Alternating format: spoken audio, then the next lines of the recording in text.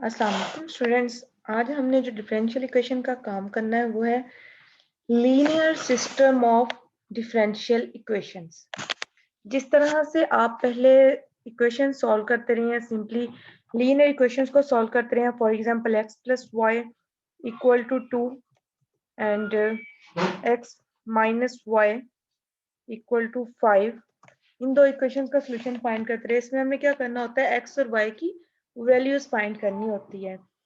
तो आज जो हमने काम करना है ये हमारे पास डिफरेंशियल इक्वेशन में सिस्टम है, मतलब कि दो डिफरेंशियल इक्वेशंस गिवन होगी, दो हो सकती हैं, तीन हो सकती हैं, उनको हमने सॉल्व करके एक्स और वाई का सोल्यूशन फाइंड आउट करना है। यहाँ पे देखें एक्सरसाइज 10.8 है, इस टॉपिक से related linear system of differential equation से रिलेटेड हमारे पास एक्सरसाइज 10.8 है। उसका क्वेश्चन नंबर 1 है, उसमें दो इक्वेशंस गिवन है, एक एक्स की फॉर्म में डिफरेंशियल इक्वेशन है, दूसरी वाई की फॉर्म में है। dx by dt is equal to y and dy by dt is equal to minus 4x plus 4y, ये दो इक्वेशंस गिवन है। तो पहले हमने इसको सॉल्व कैसे करना है। यहाँ पे जो d by dt है ना, इसको आपने कैपिटल D लिख लेना है। क्या लिखना है, d की वैल्यू क्या है, d by dt, इसको हमने d लिख लिया। और ये x साथ में एज इट इज आ गया, y राइट साइड पे है तो लेफ्ट साइड पे जाके माइनस का हो जाएगा, तो माइनस वाई इक्वल टू 0, ये एक इक्वेशन बन गई। और सेकंड वाली क्या है, यहाँ पे भी d by dt को आपने लिख लेना है कैपिटल D के इक्वल, साथ में y आ जाएगा। यहाँ पे माइनस 4x है तो लेफ्ट साइड पे जाके प्लस 4x हो जाएगा, यहाँ पे माइनस 4y है तो लेफ्ट साइड पे जाके माइनस 4y हो गया, और इक्वल में 0, ये सेकंड इक्वेशन आ गई। अब जिस तरह से आप पहले दो इक्वेशन को सॉल्व किया करते थे ना, हमारे पास मेथड कौन से होते हैं, हम क्रैमर रूल से उसको सॉल्व कर लेते हैं और उसके कोफिशिएंट्स इक्वल करके सॉल्व कर लेते हैं। तो यहाँ पे भी हमने क्या किया, सिंपली इसके कोफिशिएंट्स इक्वल किए हैं और इनको सॉल्व कर लिया दो इक्वेशंस को। कोफिशिएंट यहाँ पे सबसे पहले x का कोफिशिएंट इक्वल किया, तो यहाँ पे हमने x का कोफिशिएंट का इक्वल किया है। यहाँ पे इस साइड पे x का कोफिशिएंट d है और इस साइड पे x का कोफिशिएंट 4 है। तो इन दोनों के कोफिशिएंट्स इक्वल कैसे होंगे, हम इक्वेशन नंबर 2 को d से मल्टीप्लाई करेंगे तो यहाँ पे 4dx हो जाएगा, और इक्वेशन नंबर 1 को मल्टीप्लाई करेंगे 4 के साथ तो यहाँ पे भी 4dx हो जाएगा, इनके कोफिशिएंट इक्वल हो जाएंगे। तो यही चीज यहाँ पे लिखी है कि इक्वेशन नंबर 1 को मल्टीप्लाई किया है 4 से और इक्वेशन नंबर 2 को मल्टीप्लाई किया है d से और दोनों को सब्ट्रैक्ट कर दिया। पहले वाली को 4 से मल्टीप्लाई किया तो 4dx आ गया, और दूसरे और माइनस 4y इक्वल टू 0। और ये सेकंड वाली इक्वेशन को d से मल्टीप्लाई किया, अब d का मतलब है first derivative, d by dt, derivative first derivative with respect to t। और यहाँ पे जब हम इसको d से मल्टीप्लाई करेंगे तो ये d स्केयर हो जाएगा, और d स्केयर का मतलब हरगिज ये नहीं है कि आपने फर्स्ट डेरिवेटिव का ऊपर स्केयर ले लिया है, इसका मतलब ये होता है कि ये सेकंड डेरिवेटिव है। ठीक है, इसको मल्टीप्लाई किया तो ये dy है, इसको हमने मल्टीप्लाई किया था d के साथ, तो ये क्या हो जाएगा, d स्केयर। यहाँ से बेसिकली ये सेकंड इक्वेशन जो है इसमें dy आ रहा है और माइनस 4y आ रहा है, तो इन दोनों में से y को कॉमन लिया गया, आप ले लें तो भी ठीक है, नहीं लेंगे तो भी ठीक है, नेक्स्ट जाके हमने इसको सिंप्लीफाई ही करना है। इसमें से y को कॉमन लिया तो बाकी d माइनस 4 आ गया। ठीक है, जब इसको d से मल्टीप्लाई किया तो ये आ गया d into D minus 4 y equal to 0। दोनों को सब्ट्रैक्ट किए, सब्ट्रैक्ट करने से इसका साइन चेंज हो गया, ये प्लस था तो ये भी माइनस में चेंज हो गया, ये वैल्यू कैंसिल हो गई, और बाकी ये माइनस 4y है और नीचे क्या है, minus D into D minus 4y। तो यहाँ पे क्या होगा कि ये माइनस डी स्केयर आ गया, फिर प्लस 4, और यहाँ से ये वाला माइनस 4, यहाँ से प्लस 4d आएगा और ऊपर वाला माइनस 4, ये वाली चीज आ गई, और ये y इसके साथ आ गया और इक्वल टू 0। यहाँ से माइनस कॉमन ले लें, माइनस कॉमन लेने के बाद क्या आ जाएगा, D square minus 4d plus 4 into y equal to 0। तो अब आप लोगों ने 10.1 एक्सरसाइज की होगी, उसमें बेसिकली ये वाली टाइप की क्वेश्चंस गिवन होती हैं। इनका सोल्यूशन फाइंड करने के लिए क्या करते हैं कि ये जो y के साथ डिफरेंशियल फॉर्म आ रही होती है ना, ये ऑपरेटर आ रहा होता है, इसको इक्वल टू 0 लेट कर लेते हैं और उसको हम बोलते हैं ऑक्सिलरी इक्वेशन। ठीक है, तो क्या बोलते हैं, ऑक्सिलरी इक्वेशन, एसोसिएटेड इक्वेशन भी बोल देते हैं, कैरेक्टरिस्टिक इक्वेशन भी बोलते हैं। तो इसकी कैरेक्टरिस्टिक इक्वेशन क्या आएगी, D square minus 4d plus 4 equal to 0। तो वहां से ये क्या बन जाता है, फॉर्मूला बनता है ये d माइनस 2 का होल स्केयर, तो d माइनस 2 का होल स्केयर इक्वल टू 0, वहां से d की वैल्यूज आ गई 2 एंड 2। तो ये इसकी आती है रिपीटिंग रूट्स, रिपीटिंग रूट्स का क्या मतलब होता है, हमारे पास देखिए ये इक्वेशन थी, यहाँ से एसोसिएटेड इक्वेशन इसकी क्या आई, D square minus 4d plus 4 equal to 0, ये आ गई। तो यहाँ से इसके मतलब अगर इसका स्क्वायर करें ऊपर या इसकी फैक्टराइजेशन कर लें या इसको क्लोज करें तो ये बनता है d माइनस 2 इसका होल स्क्वायर बनता है। ठीक है, ये d माइनस 2 का होल स्क्वायर बन जाता है और इक्वल टू किसके आ रहा है, 0 के। यहाँ से क्या आती हैं, d की दो वैल्यूज निकलती हैं, d is equal to 2 and 2। ठीक है, तो ये क्या आ रही है, अब जो भी इस इक्वेशन की जो भी आंसर होते हैं ना, मतलब ये 2 और 2 क्या करेंगे, इस इक्वेशन को सेटिस्फाई करेंगे। जो भी इसको सेटिस्फाई कर रहे हो हम उनको बोलते हैं ये उसके रूट्स हैं, उसके जीरोस हैं, उसके रूट्स हैं। तो जब ये रिपीटिंग रूट्स कैसे आ गई कि 2 और 2 ये 2 बार आ रहा है, सेम रियल नंबर है और 2 बार आ गया, तो इसका आपने आगे सोल्यूशन कैसे लिखना है। सोल्यूशन लिखने का मेथड रखें, ये 10.1 में आप पढ़ चुके हैं। इसके रूल्स क्या होते हैं कि अगर कोई डिफरेंशियल इक्वेशन है into y is equal to 0 है और इसके रूट्स निकलती हैं कोई, ठीक है, सेकंड ऑर्डर के दो रूट्स आएंगी, तो इसकी दो रूट्स निकलती हैं। अगर तो वो रूट्स जो हैं वो रियल एंड डिस्टिंक्ट आती हैं, मतलब रियल नंबर है और मुख्तलिफ है एक दूसरे से, for example alpha and beta, तो इसका सोल्यूशन लिखने का मेथड क्या होगा, y is equal to c1 e की पावर अल्फा x, मतलब पहली रूट, फिर प्लस c2 e की पावर बीटा x दूसरी रूट आ जाएगी ये वाली। ठीक है, और x ये मतलब वो वेरिएबल होते हैं जिसके रिस्पेक्ट से डिफरेंशिएट किया गया होता है। ठीक है, वहां पे हमारे पास d किसके इक्वल है, d बाई डी टी, तो हम वहां पे e की पावर में t लिखेंगे। और सेकंड क्या है कि अगर रूट्स रियल नंबर हो एंड रिपीटेड हो, जैसे हमारी अभी d is equal to 2 and 2 आया ना, यहाँ पे उसने अल्फा अल्फा किया, तो हमने इसका आंसर किस तरह से लिखना है, y is equal to c1 plus c2x into e की पावर अल्फा x। अब यहाँ पे वहां पे हमारे पास यहाँ पे t आ जाएगा। ठीक है, और अगर हमारे पास रूट्स जो है वो कम्प्लेक्स नंबर्स आ रहे हो, कम्प्लेक्स कॉन्जुगेट मतलब एक root alpha plus iota beta आ रही है और दूसरी root alpha minus iota beta, second order की डिफरेंशियल इक्वेशन है, इसके दो ही आंसर निकलेंगे। ठीक है, तो यहाँ से एक क्या आ रही है, अल्फा प्लस आयोटा बीटा, दूसरी आ रही है अल्फा माइनस आयोटा बीटा। तो इसकी रूट इसका आंसर लिखने का मेथड क्या है, y is equal to e की power alpha x into C one cos beta x, मतलब ये जो पहला है ना अल्फा रियल पार्ट होता है, इसको e की पावर में लिख देना है और जो इसका इमेजिनरी पार्ट है वो यहाँ पे कोस और साइन के साथ आ जाना है। ठीक है, तो नेक्स्ट देखते हैं ये सोल्यूशन को हम किस तरह से लिखेंगे।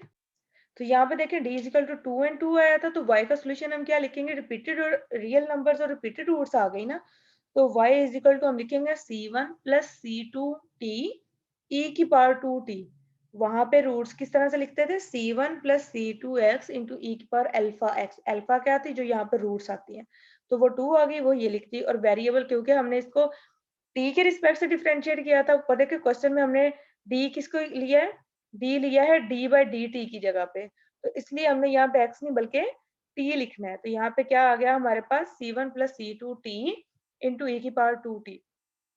ठीक है, अब हमने ये y का सोल्यूशन आ गया, हमने क्या करना होता है जब x और y में दो लीनियर इक्वेशन है ना, तो हमने दोनों का सोल्यूशन फाइंड करना, मतलब x की वैल्यू भी और y की। ये y की तो आ गई हमारे पास, अब हमने x की फाइंड करनी है। ठीक है, x की फाइंड करने के लिए आप सिंपल क्या करें, जैसे हम करते होते हैं ना कि यहाँ पे फॉर एग्जांपल यहाँ पे हमने इक्वेशन लिखी थी कि x plus y equal to 2 and x minus y equal to 5, इन दोनों को सॉल्व करके अगर एक वेरिएबल की हम वैल्यू निकाल लेते हैं, फॉर एग्जांपल y की निकाल लेते हैं, तो y की वैल्यू को इन दोनों में से किसी भी एक इक्वेशन में पुट करें तो x की आ जाएगी। तो यहाँ पे भी आप यही काम करेंगे और यहाँ पे एक दूसरे मेथड से भी किया होगा, ये भी देख लें। अब क्या किया, अब y के कोफिशिएंट को इक्वल किया, y के कोफिशिएंट को इक्वल करने के लिए क्या करना पड़ेगा, यहाँ पे y का कोफिशिएंट 1 है और यहाँ पे y का कोफिशिएंट d माइनस 4 है, तो बस इक्वेशन नंबर 1 को मल्टीप्लाई कर लें d माइनस 4 के साथ। ठीक है, इक्वेशन नंबर 1 को मल्टीप्लाई किया d माइनस 4 में के साथ और इसमें इक्वेशन नंबर 2 जो है वो ऐड कर दी, तो ये क्या आ जाएगा, x का आंसर आ जाएगा यहाँ पे डी स्क्वायर माइनस 4 और ये प्लस 4 और साथ में x इसका कॉमन आ गया इक्वल टू 0। तो यहाँ से x की भी दो ही रूट्स निकलती हैं 2 एंड 2, तो x का सोल्यूशन क्या आ गया कि k1 प्लस k2t e की पावर 2t। अब देखिए आपने इसकी जो सोल्यूशन लिखनी है ना, एक बात याद रखनी है, जो x और y है ना उनके अंदर ये जो कॉन्स्टेंट्स हैं, ये फिर K1 K2 C1 C2 ये सेम आने चाहिए। या तो दोनों x और y की वैल्यू C1 C2 में लिख लें, या दोनों की वैल्यू K1 और K2 में लिख लें। तो इसलिए बेहतर है कि आप y की या x की वैल्यू निकालने के बाद अबव इक्वेशन नंबर 1 या 2 में पुट कर दें, तो वो सेम कांस्टेंट की फॉर्म में आएंगे। वो मैं नेक्स्ट क्वेश्चन में वो मेथड भी बता दूंगी। यहाँ से देखिए, put the value of x and y in equation 1।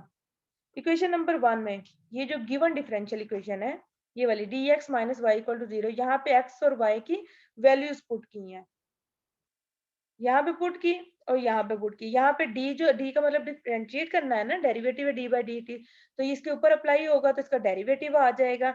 Derivative लेने से क्या होगा, k के साथ k1 के साथ e की पावर 2t आ रहा है ना, तो इसका e की पावर 2t का मतलब, सॉरी यहाँ पे उन्होंने प्रोडक्ट रूल लगा ली है, k1 plus k2t as it is, और e का डेरिवेटिव आ गया e की पावर 2t, और पावर का दोबारा से 2 ये आ गया, और सेकंड टाइम ये दूसरा फंक्शन एज इट इज रखा है, और पहले का डेरिवेटिव k1 कांस्टेंट है, इसका 0 हो गया, और k2t t का डेरिवेटिव 1 आ गया, तो k2 आ गया, और राइट साइड पे ये टर्म आ गई। ठीक है, अब यहाँ पे देखें, इसको मल्टीप्लाई किया, ये k2 e की पावर 2t आ रहा है, इनको 2 e की पावर 2t को अंदर मल्टीप्लाई करवा दिया, और फिर उसके बाद यहाँ पे देखें, एक के साथ आ रहा है t e की पावर 2t, और बाकी दो टर्म्स के साथ आ रहा है e की पावर 2t। इस साइड पे भी e की पावर 2t है, और साथ में t e की पावर 2t है, तो दोनों के कोफिशिएंट्स कंपेयर करें। कंपेयर किस तरह से किए हैं, पहले e की पावर 2t को कंपेयर कर ले, तो ये आ जाएगा c1 equal to k2 plus 2k1, और जब t e की पावर 2t का कोफिशिएंट कंपेयर करेंगे, तो ये आ जाता है c2 is equal to 2k2। तो यहाँ से k2 की वैल्यू निकाल लें, या c की वैल्यू निकाल लें, बल्कि c1 और c2 की वैल्यू जो है वो अब यहाँ से आप चाहे तो k1 और k2 की वैल्यू निकाल के x की वैल्यू में पुट कर लें, तो वो c1 c2 में हो जाएगा, या c1 और c2 की आ गई है तो इसको y वाली इक्वेशन में पुट कर लें, तो ये आपका वही सेम चीज आ जाएगी, मतलब दोनों सेम कांस्टेंट की फॉर्म में हो गई। क्वेश्चन नंबर 4 और इक्वेशन नंबर 5 जो है वो इसके जनरल सॉल्यूशन आ गए गिवन डिफरेंशियल इक्वेशंस के। अब क्वेश्चन नंबर 2 देखें, ये बेसिकली ज्यादा इजी मेथड है बनिस्बत क्वेश्चन नंबर 1 के, तो अगर आप ये कर लें तो ये ज्यादा बेहतर है। अब देखें, इसमें भी दो डिफरेंशियल इक्वेशंस गिवन है, एक x की फॉर्म में डिफरेंशियल इक्वेशन है, दूसरी y की फॉर्म में। सबसे पहला काम आपने करना है, डी बाई डी टी को आपने लिखना है कैपिटल D के इक्वल। ठीक है, ये d लिखा और ये साथ में x आ गया, और equal to x plus y. यहाँ पे भी डी बाई डी टी की जगह पे d लिख लें, साथ में y, फिर 4x माइनस 2y ये आ गया। ये सारी टर्म्स जो है वो लेफ्ट साइड पे शिफ्ट कर लें, इन दोनों में x कॉमन आ रहा है, तो ये d माइनस 1 इंटू एक्स हो जाएगा, और ये y इधर प्लस में दूसरी साइड पे जाके माइनस में आ गया। इसी तरह से ये वाला y जो है वो माइनस में है, तो दूसरी साइड पे जाके प्लस में हो जाएगा, d प्लस 2 हो गया इंटू वाई, और ये 4x इस साइड पे प्लस में आया तो दूसरी साइड पे जाके माइनस हो जाएगा। अब इनके कोफिशिएंट्स इक्वल करें। पहले सबसे पहले जो y के कोफिशिएंट्स इक्वल किए हैं, y के कोफिशिएंट में यहाँ देखें 1 आ रहा है, और इस इक्वेशन में d प्लस 2 आ रहा है, तो इक्वेशन नंबर 1 को भी d प्लस 2 से मल्टीप्लाई कर लें, मल्टीप्लाई करने के बाद ऐड कर दें, तो ये इक्वेशन मतलब सॉल्व हो जाएंगी। इक्वेशन नंबर 1 को मल्टीप्लाई किया है d प्लस 2 से, और इसको ऐड किया है इक्वेशन नंबर 2 में। इक्वेशन नंबर 1 को जब d प्लस 2 से मल्टीप्लाई किया, तो d प्लस 2 और d माइनस 1 मल्टीप्लाई होके ये आ जाएगा d square plus d minus 2 into x. फिर जब इसके साथ d प्लस 2 मल्टीप्लाई होगा, तो ये minus d plus 2 into Y आ गया। सिमिलरली ये इक्वेशन हमने एज इट इज लिख ली, यहाँ पे ये y माइनस में आ रहा है, ये प्लस में आ रहा है, दोनों कैंसिल हो गए, और बाकी क्या बचा, D square plus D minus 2, और ये वाला माइनस 4x, दोनों में x कॉमन है ना, तो इसको x को कॉमन ले लेंगे, तो ये माइनस 2 और माइनस 4 क्या हो गया, माइनस 6 इक्वल टू 0। फिर इसकी एसोसिएटेड इक्वेशन क्या बनी, ये डी स्केयर प्लस डी, मतलब जो भी इसके साथ है ना, एक्स के, तो एक्स तो अननोन वैल्यू, ये एक्स 0 नहीं हो सकता, इसकी वैल्यू हम फाइंड कर रहे हैं, तो इसके साथ वाला कोफिशिएंट जो है ये इक्वल टू 0 होएगा, तो D square plus D minus 6 is equal to 0 आ गया। और इसकी वैल्यूज जो है, डी की वैल्यू क्या आ गई, इसकी वो फैक्टराइजेशन की है, फैक्टराइजेशन करने के बाद डी की वैल्यू आ गई 2 एंड माइनस 3। ठीक है, डी की वैल्यू क्या आ गई 2 एंड माइनस 3। तो इसका सोल्यूशन ये क्या है, रियल नंबर्स है और नॉन रिपीटेड है, मतलब डिस्टिंक्ट रूट्स आई हैं, 2 और माइनस 3 डिफरेंट रूट्स हैं और रियल नंबर्स हैं। तो इसका सोल्यूशन हम कैसे लिखेंगे, c1 e की पावर, ये फर्स्ट रूट 2t, फिर प्लस c2 सेकंड रूट आ जाएगी e की पावर माइनस 3t। ठीक है, मतलब C1 e की power alpha T plus C2 e की पावर बीटा टी आ गया। ये अब x की वैल्यू जो है, ये x का आंसर आ गया। इसको इक्वेशन नंबर 1 या 2 में पुट कर लें, इक्वेशन नंबर 1 में या 2 में पुट कर लें, जिसमें आपको आसान लगती है। 1 में पुट करेंगे तो यहाँ से डायरेक्टली y की वैल्यू आ जाएगी, और अगर 2 में पुट करते हैं तो फिर आपको इंटीग्रेशन करनी पड़ेगी। तो इसलिए 1 में पुट कर लें इक्वेशन नंबर, पुट कर लेंगे तो भी क्वेश्चन सॉल्व हो जाएगा। अदरवाइज जैसे ये क्वेश्चन नंबर 1 में किया ना, ये उसी मेथड से सॉल्व किया गया है। नेक्स्ट लेक्चर के अंदर मैं आपको दूसरा मेथड बता दूंगी, वो इससे इजी मेथड है। ठीक है, यहाँ पे अब क्या किया, अब दूसरी बार इन्होंने x का कोफिशिएंट इक्वल किए हैं। x का कोफिशिएंट इक्वल करने के लिए क्या करेंगे, यहाँ पे क्वेश्चन नंबर 1 में x का कोफिशिएंट d-1 है और यहाँ पे -4 है। तो पहली इक्वेशन को -4 से मल्टीप्लाई कर लें, या कहेंगे 4 से मल्टीप्लाई कर लें, और दूसरी वाली इक्वेशन को आपने मल्टीप्लाई करना है d-1 से, देन दोनों को ऐड कर दें। ठीक है, यहाँ पे देखिए पहली वाली इक्वेशन को 4 से मल्टीप्लाई किया, दूसरी को d-1 से किया, ये इक्वल हो गए, उन दोनों को ऐड किया है।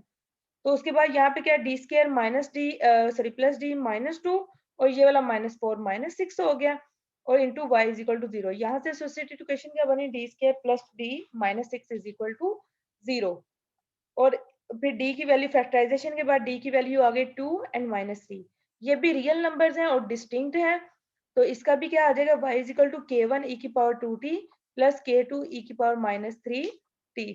अब ये x और y की वैल्यूज जो है वो एक इक्वेशन में पुट कर लें, बेशक 1 में पुट कर लें, बेशक 2 में पुट कर लें। आपने क्या करना है, C1 और C2 की वैल्यूज निकालनी है। मतलब हमने क्या, यहाँ पे y में k1 k2 आ रहे हैं ना, और x में C1 C2 आ रहे हैं, तो ये दोनों वैल्यूज आपने सेम कांस्टेंट की फॉर्म में लिखनी है। तो ये क्वेश्चन नंबर 1 में पुट किया है। क्वेश्चन नंबर 1 में पुट करने से ये x की वैल्यू यहाँ पे आ गई, ये y की वैल्यू इधर माइनस हो रही है तो दूसरी साइड पे जाके प्लस हो गई। उसके बाद इनके कंपेयर किए हैं, e की पावर 2t को कंपेयर किया तो C1 is equal to k1 आ गया, और e की पावर -3t को कंपेयर किया तो -4c2 is equal to k2 आ गया। तो अब ये वाली जो वैल्यूज हैं k1 और k2 की, इसको इक्वेशन नंबर 4 में पुट कर दें। तो y की वैल्यू आ गई C1 e की पावर 2t -4c2 e की पावर -3t। तो ये जो इक्वेशन नंबर 4 है, इक्वेशन नंबर 3 है एंड इक्वेशन नंबर 5 है, ये क्या बनेगी, जो गिवन डिफरेंशियल इक्वेशन है उनका सॉल्यूशन बन जाती हैं।